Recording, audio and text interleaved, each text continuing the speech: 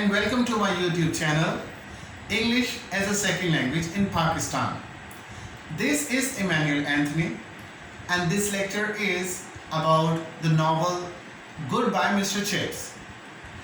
The novel Goodbye Mr. Chips is part of the syllabus for second year.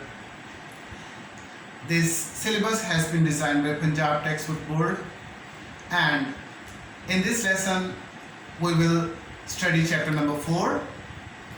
Overall, this is lecture number 21. From chapter number 4 on page 10, we will study the last 10 lines of this chapter. As I read the text for you, I'll be explaining you the events. I'll also be explaining you the difficult words in the text. She liked him initially because he was so hard to get to know. Catherine started liking Mr. Chips because he had an unusual personality. Like common people, he was not so easy. It was difficult to understand Mr. Chips because he had gentle and quiet manners. Second reason that Catherine started liking Mr. Chips is that he had very good manners, because his opinions dated from those utterly impossible 70s and 80s and even earlier. Another reason that Catherine started liking Mr. Chips is that his opinions were old, but even then they were quite acceptable for a girl like Catherine, because his opinions, his thoughts, his ideas dated from those utterly impossible. Utterly impossible, utterly means completely. 70s and 80s and even earlier, yet were for all that so thoroughly honest. Although Mr. Chips has old ideas, his opinions are quite old, yet he is very honest with his opinions and he has art to say those opinions to a person. That is what Catherine liked. And because his eyes were brown and he looked charming when he smiled.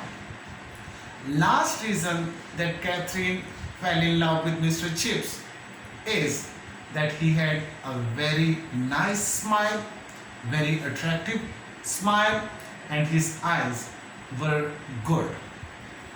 She liked his eyes. Of course, I shall call you Chips too, she said when she learned that was his nickname at school. When Catherine came to know that Chips was called as Chips in his school, she said that she will call Mr. Chippings with the same name because she liked his nickname. And we know that his complete name, his full name was Mr. Chippings, and Mr. Chips was his nickname in the school. Within a week, they were head over heels in love. Head over heels? Completely. Head over heels? Completely. So, within few days, they fell in love with each other. Before Chips could walk without a stick, they considered themselves engaged. So before Mr. Chips recovered from his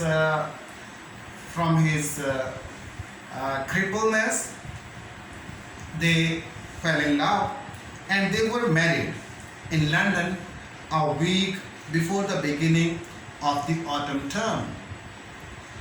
Before the next term started, after this summer vacation, when Mr. Chips went to the place where he met Catherine, after the summer vacation, before the next term started at Brookfield School, they both married in London.